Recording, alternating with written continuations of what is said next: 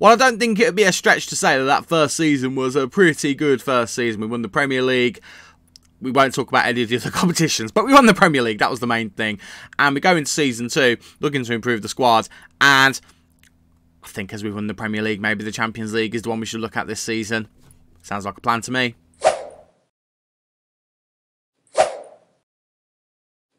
How you doing all? Welcome to part 9 of this Chelsea save here on the FM23 beta. I'm Stu. Thank you for joining me in today's video where we're going to be doing the transfer window for Season 2. Now, just a disclaimer, I know that this video is probably going to be coming out when the full game is released. If it's not, it's going to be very close to it. So, what we're going to do is we're going to do a shorter season, so we're going to try and limit it to about 4 episodes, and we are going to focus on the Champions League, because we won the Premier League last year. Obviously, winning the FA Cup would be nice. Got to the EFL Cup final last season. Doing that again would be nice, and winning it this time would be even better, but the big one's the Champions League, so we'll see if we can do that. That is the plan before we get on to a main save on the main game for FM23. But if you're excited to see what transfers we do in this episode, then please do leave a like on the video for me and subscribe so you never miss any lovely Football Manager content from this face right here. We will go to the end of the transfer window in this video rather than what I would normally do, which is go to the opening day of the league season. What we're going to do is we're going to go to the end of the transfer window, and then we're going to go to the first game in the next episode of the Champions League. That's what we're going to do. Again, this focus on this is going to be Champions League, so we'll see what happens. But talking about transfers, I haven't made any yet. I am looking to try and make a few sales, and we're going to see what we can do. We do have around £95–96 million in transfer budget. We've got about £100,000 in the wage budget, but we've got a bit more as well. If you go onto the transfer screen, as you can see, it says there's not as much, but that's due to players coming in, players going out, all that kind of stuff. Now, couple of things. Thing number one, Bastoni. We've made an offer for him, and we're trying to send Emiliano Buendia the other way. We're trying to do that because in the nicest possible way, Buendia, I've admitted, was a bit of a mistake of a transfer. They want a right winger. We're trying to send them a right winger, so we're going to see what happens with that. But let's talk about transfers, because I've mentioned before, Memphis Depay, it feels a bit harsh to let him go because he has been great for us. So I'm a bit unsure of what to do. A lot of that is going to depend on getting Romelu Lukaku back. When we get him back, it's going to be worth having a look at him, because if he's good enough to be the striker, we can put that money into somewhere else in the squad. So I'm a little bit confused as to what to do, but I've got a few ideas. Now, I've left positions clear where we are going to need players to come in. Right back at the moment we're fine, left back at the moment we're fine, although there is interest in Cucurella, so we could potentially say that left back is an area that we could improve in as well, if we did end up selling him. So we'll mark it off as now one that we are going to improve on, but it's goalkeeper, central defender, left back, winger, striker. Now, some of these problems can actually solve themselves. Things like winger, if we decide to put Memphis Depay out wide there, if we just do that now, we could change it to be an inside forward on that side, or keep him as an inverted winger. He's a good player. He would do very well there. So we could choose to do that if we so decide. We could decide to just bring someone else in and have Memphis Depay be one of the 2 strikers that we have. I mean, Depay, again, the amount of goals he scored this season, 45 goals, he could do the job next season very happily. And if we had him and Lukaku, I mean, they're 2 very different players, so we would have 2 different playing styles to go with. But in terms of why we've got these gaps, we are looking to move Kepa on. We have got him on the transfer list, but we're looking to try and find a way to get him out of the club without a wage contribution at the moment. That is being the biggest challenge. I've also got Eric Garcia on the transfer. Well, I've not got him on the transfer list yet, but I am considering sending Eric Garcia away from the club. I'm not actually that impressed with what I've seen from him so far. He's not looked that good for me. So we're going to try and move him on. We know Thiago Silva is going as well, so we don't need to worry about that. Moving a bit further forward up the pitch. Obviously, we've just talked about left back. In the wing position, Buendia, I'm trying to move on. Now, obviously, that leaves us with Sterling, Asensio, and also Christian Pulisic. Pulisic can play on both sides. Sterling can play on both sides. I think Depay can play on both sides, but he's predominantly a left-sided player if he's playing out on the wing. So that would leave us with a space for another winger, if we so decide to do that. And then up front, obviously, we're going to be losing, where is he? Pierre-Emerick Aubameyang. We're going to be losing him because I put him on a transfer list. So we are looking to remold the squad a little bit. So just to confirm, Garcia, we're going to probably move out. Cucurella, we might see if we get any interest, but we're definitely going to try and get rid of Buendia actively, as well as Aubameyang and Kepa. So that's what we're looking to do. I mean, I've updated the squad planner as well to reflect a lot of this. Obviously, we've got Romelu Lukaku in here at the moment. When he comes back, if we can get anywhere in this range, I would be very happy. It would mean that we would make a loss on him, because obviously Chelsea signed him for £99 million, an obscene amount of money. But again, relatively quick, he's strong, he's good in the air, he's got a fantastic finish on him, he's not the best on the ball, but he's a great player. He scored 25 goals in Serie A last season. That's pretty insane when you bear in mind that he did about the same in the other 2 seasons that he's played in Serie A for Inter.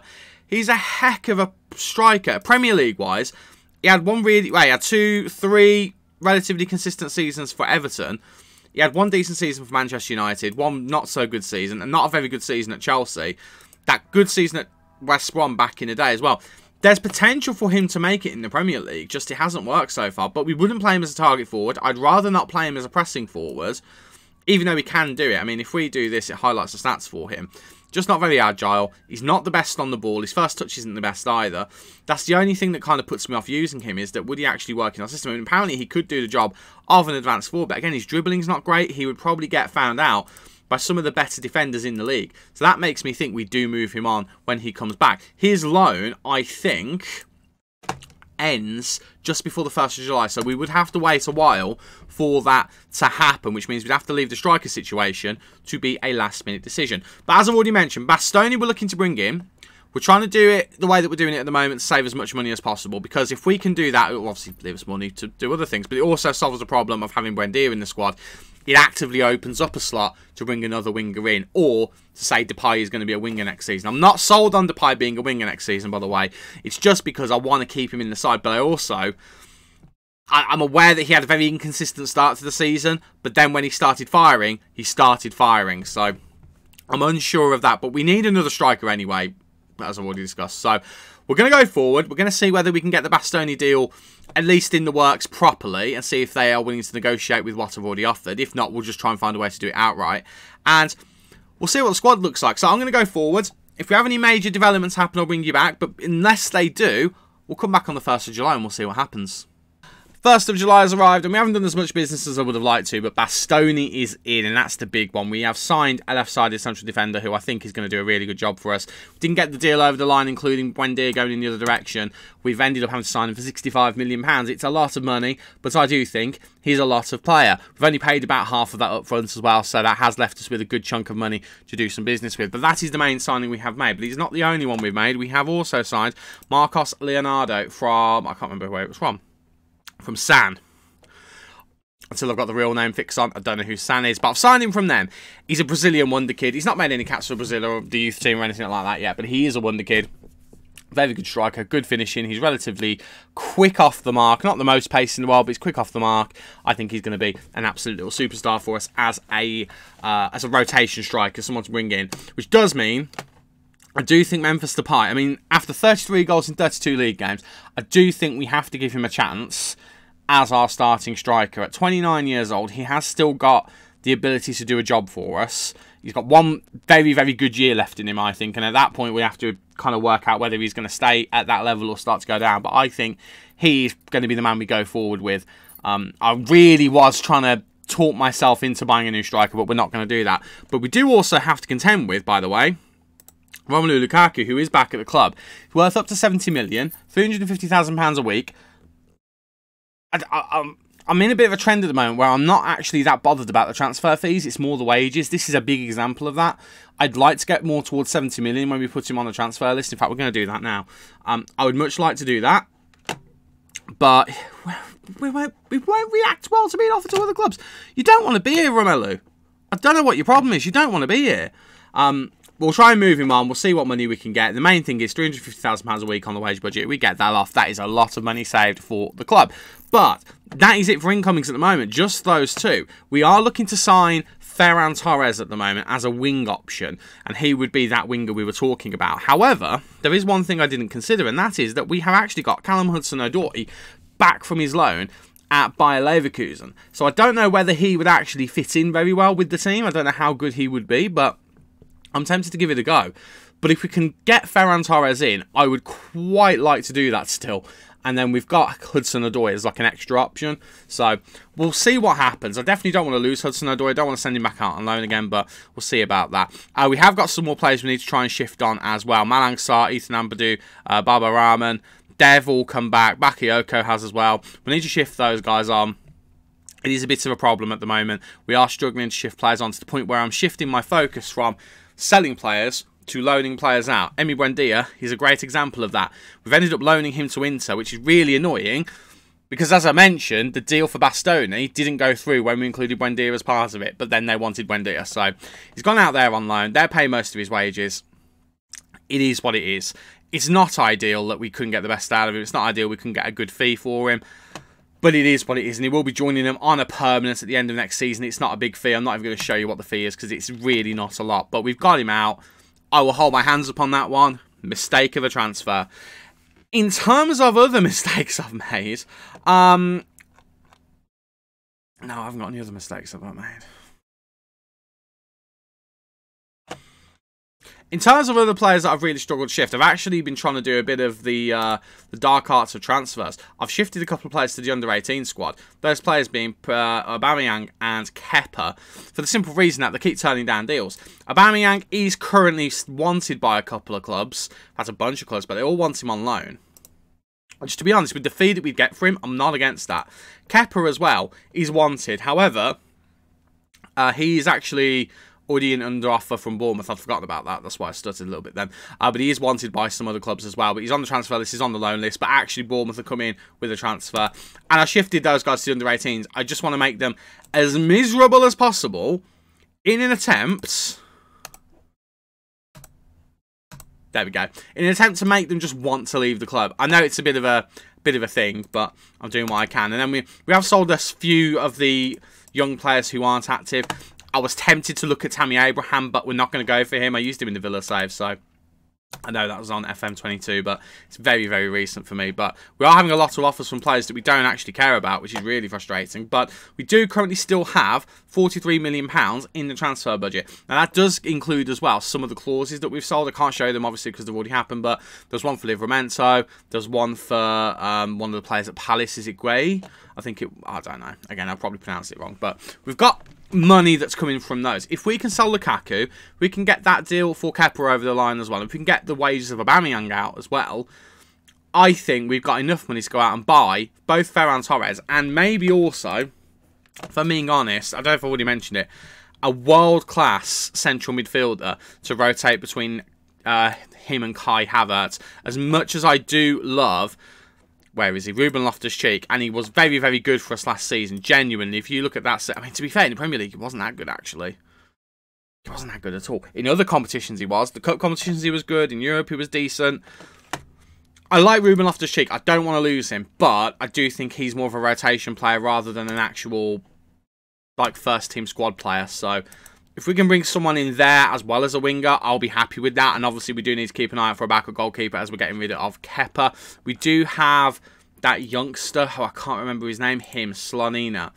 Yeah, Slonina. Got it right. Perfect. Yes.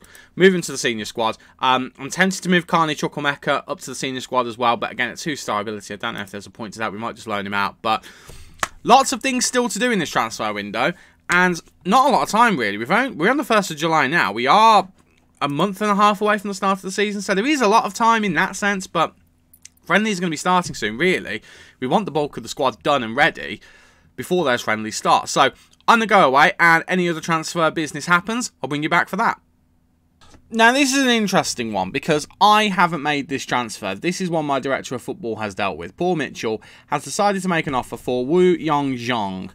And, again, apologies if pronunciation is not correct there.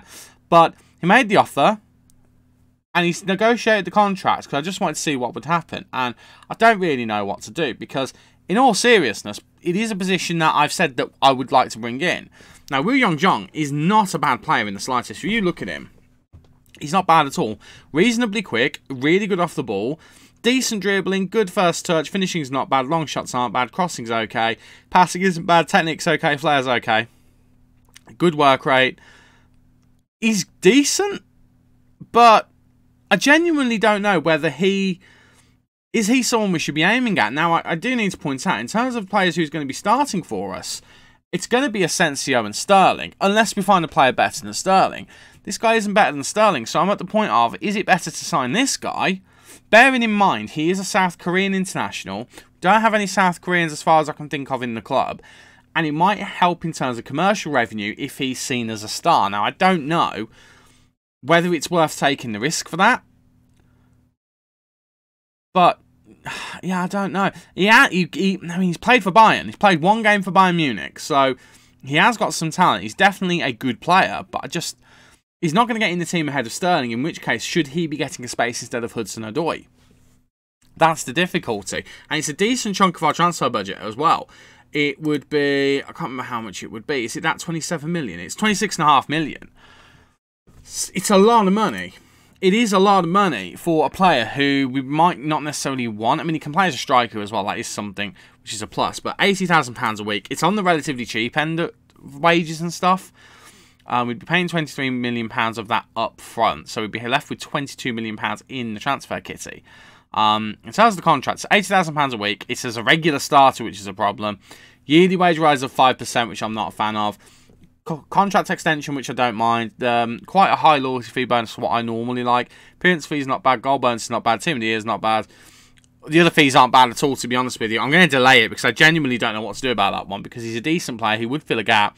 He's cheaper than some of the better options, but the better options are better for a reason. Yeah, leave that one with me and I'll have a think about it. Well, it took a little bit longer than I thought it was going to, but we finally got our man. Ferran Torres is in on the 18th of July. We had to renegotiate a higher fee with Barcelona, which was a little bit annoying. But the raid continued on Barcelona. We signed Depay last season. We've signed Torres this season. And I think we've got a cracking player on our hands. 23 years old, which fits one of the club culture criteria things in club vision. If you look down here, signing players under the age of 23 for the first team. 23 counts, and we have signed him. Again, it's a lot of money, £80 million or in total. I think it's about 40 million each way, something like that. But very, very happy to have him. He's going to be coming up as possibly a backup, but predominantly probably he's going to start on the left-hand side if we have more inconsistency from Raheem Sterling. So we'll see what happens there. But as apologies for the delay there, my phone decided to go off. But other than that transfer, we haven't had anything else in other than this one. Diego Coppola, defender, who we did look at earlier in the window if we couldn't get Bastoni just as a young option. Looks like he'll be really, really good. We probably won't see much out of him, but just as a youngster to bring in. He's in the under-18s. Why he's in the under-18s, I don't know. He should be in the under-21s, but either way, we brought him in. He'll be a handy backup if we need one. He'll be a very handy central defensive backup if we need one. But the big news is transfers out. We've not sold any massive players, but a lot of business has happened. The first bit of business is we sold this kid for 4.4 million, rising to 6 million. Zach Sturge. Not really got much about him. I mean, apparently he's got a decent amount of potential, but not much. But we sold him to Aston Villa, got a decent amount of money for him. Excellent. Thiago Silva has left. He's gone to Sepp. Again, we've discussed this before. I don't know who Sepp is. But then we've got a couple of other bits of business done as well. Bakayoko, back from his loan from last season, has gone to Lille, I believe that is, for 4.5 million. Ethan Ampadu has gone to Juventus for 7.25 million. Just, you heard me right there. Ethan Ampadu to Juventus. And then we've also got rid of Baba Rama, and we sent him out on a free because we just wanted to get his wages off the bill.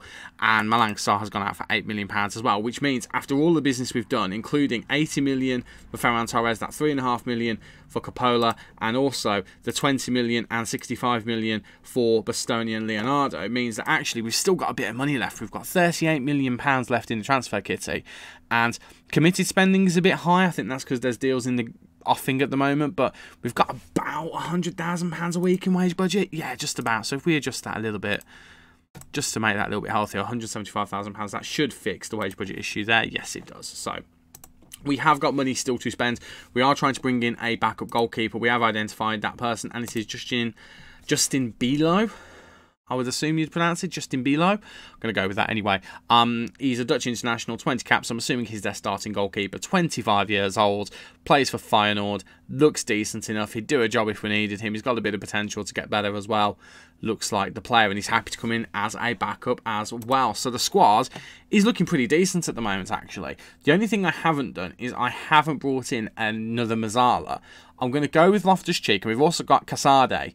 Casade could turn out to be a fantastic player for us, so I don't really want to get in the way of his development. But if we do find someone for cheap, and if we do eventually move Romelu Lukaku on, because he is still here, we have not been able to move him on, But if we can move him on, we will, and we'll see what we can do. Eric Garcia as well, proving very difficult to move on. No one's in for him. No one's interested in him. We've actually even put Romelu Lukaku up on the loan list, which I'm going to do again, which I don't really want to do. But the reason why I'm doing it is because if we can get his wages off the bill, that's a lot of money saved. Paris Saint-Germain are one of the clubs who are interested in him, so let's just try that and let's just see. We advance one, let's see whether they put in a cheeky offer for him or if anyone else did as well. At one point, Real Madrid were in for him as well. Barcelona apparently now too, looking for a cheeky loan for Lukaku. We have got some transfer offers in, and they are for Lukaku. And you know what?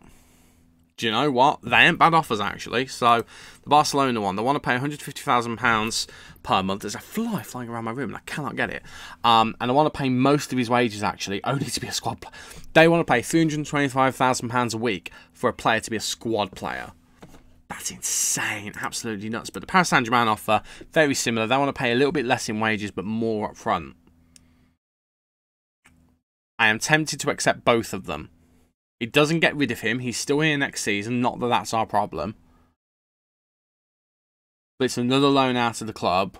We're not worrying about his wages. And with both of them, we're getting a bit of money in. With the Paris Saint-Germain one, we are getting more in.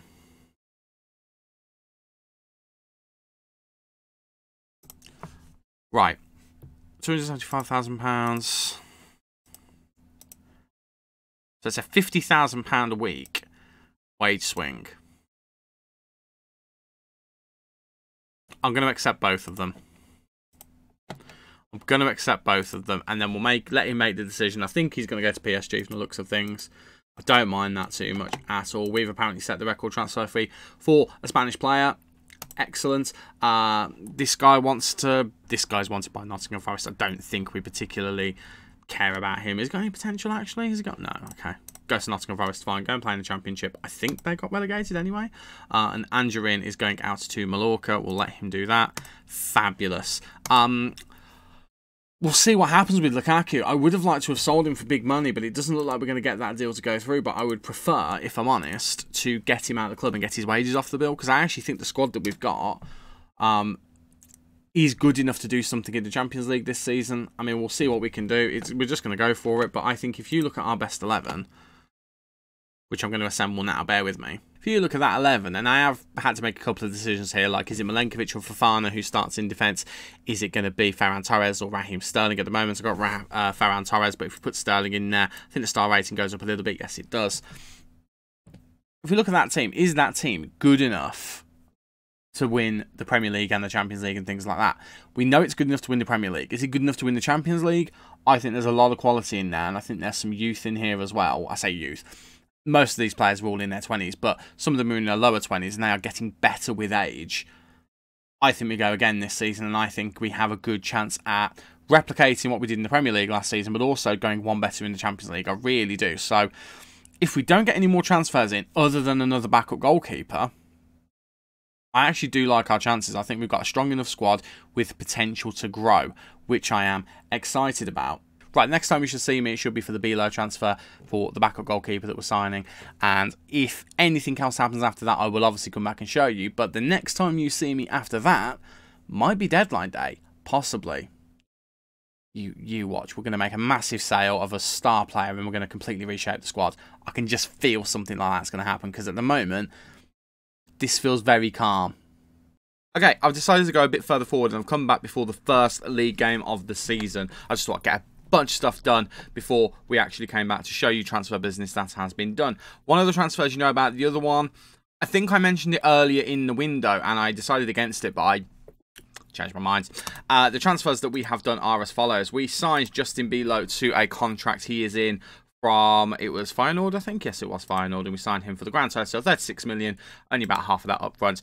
Played a bunch of friendlies for us. He's looked pretty decent, actually. If we need to use him, I'm not against it. I think he'll actually be all right for us if we need to call on him. So he is in. But then we also went back for Wu Yongzhong. The reason why we've brought him in is very, very simple. It's all about the money. He brings in money. If we have a look, does it say it on here? Yeah, it says it somewhere.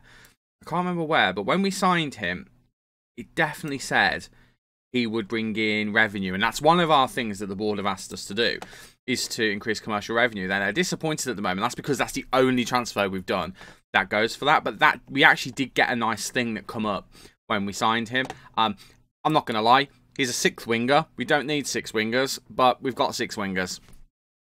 It is what it is. Can play as a striker as well, so he does act as an emergency 3rd striker. So I don't know how much football he's actually going to get. I might even, because we haven't signed a Mazzala, I might train him to be a Mazzala, actually, because his passing and vision are alright, you know. Do you know what? I'm going to do that right now. We're actually going to train him to be a Mazzala, because he could be a decent Mazzala. We'll have him be another option in there, if we can get him training there properly. But he's come in, he's done okay in pre-season. Hopefully he'll be a decent signing for us if we call upon him. But they're the 2 signings that we've made. In terms of sales, I can't remember where we were at with sales before. Big moves that have happened though. Aubameyang and Lukaku, both out on loan. Aubameyang has gone out to Leganes. He will see out the rest of his contract there before he leaves at the end of this season. That's when his contract runs out. And Lukaku's gone. There's a 3.3 million loan fee, and they're paying most of his wages. Same with Aubameyang, they're paying most of his wages as well. So that's all very good business. Also, Kepa, out of nowhere, looks like he's leaving for a decent amount of money. 12.5 million up front, 17.5 million in total, with a sell-on thing, so we get a percentage of the profit that they make on him if they move him on. But it's going to Al Ittihad, and I'm okay with that because he's not really done anything for us. He wasn't overly impressive when we had him, but if he can go out for that money and we get all of his wages off the books, that's even better, because financially we don't really want to talk about that. But that's the state of everything. This is the state of the squad. It's looking good. We did play Man City already. They are our opening game of the season, by the way, but we did already play them in the Community Shield, where we did lose against them 1-0. We were the better team in this game. It's really annoying that we couldn't get past them. Memphis Depay was a no-show, so was Ferran Torres. I think he saw Ferran Torres' signing. I'm pretty sure that he did. But, yeah, it wasn't a very good performance. So, hopefully, in the game against Man City, we will do well. So, I'm going to go and play that. I'm going to play the other games of the season at the start of the season as well. And then I will be back at the end of deadline day to show you if we have done any other business. I'll be honest with you, I don't plan on doing any other business. I am very happy with the squad that we've got.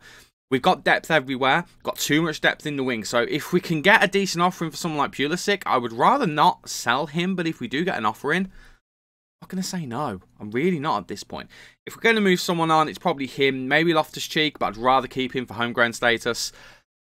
We've had a lot of offers in for Chalobah, particularly loan offers as well. I would rather keep him because he's a useful squad option again, also for homegrown status. But yeah, I'm happy with what we've got at the moment, to be honest with you. So I'm going to go forward. I'm going to play some games. We'll come back at the end of deadline day, and I'll show you what the squad looks like.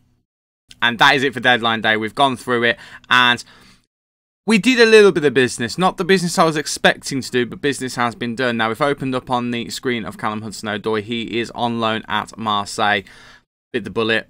We weren't going to use 6 wingers, and I'm training one of those wingers to be a Mazzala. I couldn't find a space for Hudson-Odoi, really, which is a shame because he is a good player with decent potential. He's a homegrown lad as well, but we had a bit of a falling out with him over it as well, so he's gone to Lyon. Not Lyon, Marseille. Don't know why I said Lyon. But he's gone to Marseille, and hopefully he'll get some good game time there. And then, obviously, we won't be playing after this season, but he'd come back to Chelsea and be an important part of the team. We have played 1 Premier League game. 2, actually. We played Man City again, and we played Liverpool again. The Manchester City game, we drew to if I can show you. I don't know why I'm just telling you, and I can just show you. I have the power. I have the ability. We drew against Manchester City 2-2 with 2 red cards in the game. Both of them for us, Conor Gallagher and Di Lorenzo, both getting sent off. So the fact that we managed to hold them to a draw actually is sensational. So I'm very proud of the boys there. Pulisic putting in a great shift in that game, which was good to see. But we did lose against Liverpool. And this was a tough one to take because Memphis Depay was awful. Ferran Torres went up front for a bit. He was awful. We didn't give Leonardo a chance. We just could not get past Liverpool whatsoever. And their goal was not necessarily the proudest one to concede. We lose possession from a throw-in, and then Darwin Núñez hits it from about 30 yards and it goes past Mendy, which is really frustrating. Our lack of cutting edge in that game, and at times through pre-season as well. I mean, if you look through, I mean, Memphis Depay's played a lot of pre-season games. He's not scored a lot of goals. He scored a few goals in this game here, but that's it. So I've made a decision, which I wasn't expecting to make. So transfers out, it is Hudson-Odoi on loan. Transfers in, I'm giving Lukaku a chance. I know I said I wasn't going to. I know I said he's probably not going to be the player that we're going to go with, but I'm going to give him a chance. I'm going to see what happens with him. He's coming in predominantly because Depay has been so disappointing. So we've brought him back from Paris Saint-Germain. He played one game for them, a substitute appearance. I think it was in their version of the Community Shield. He can do advanced forward to a degree. We might try him as a pressing forward. In fact, I'm going to set that up now, and we'll see how it goes. But I was just getting a little bit fed up. Memphis Depay just hasn't shown anything at the start of the season so far. We've had a minor falling out with him as well. We had a bit of a shout at him because, well, he didn't believe he should have been fined. I fined him a decent amount of money. He wasn't happy with it. I wasn't happy with him at all. So we're going to bring Lukaku in and we're going to see what happens. I am going to keep Depay going. And if Depay does start to play well again, obviously we'll have the two of them as good strikers. We can always play Depay out wide here as well, and it's no problem. Although it does limit Pulisic game time, and we end up with 6 wingers again, or 5 if the transferring of Young into a midfielder works. But yeah, it's a difficult situation to know what to do. I didn't trust that we had enough money to go out and buy a proper striker, so we've ended up with Lukaku coming back on loan, and hopefully he'll do a decent job for us. He's enough of a good player, and I'm going on real life reputation and stuff like this here when I say that he's not going to be good enough for us. So let's give him a chance in the game and let's see whether he can actually work. But as things stand at the end of this episode, we are in 13th, which is not great. After 2 games, bearing in mind it's against Man City and Liverpool, we've got a draw and a loss. We need to pick things up and we need to do it in this upcoming game against Burnley. So I'm going to play that.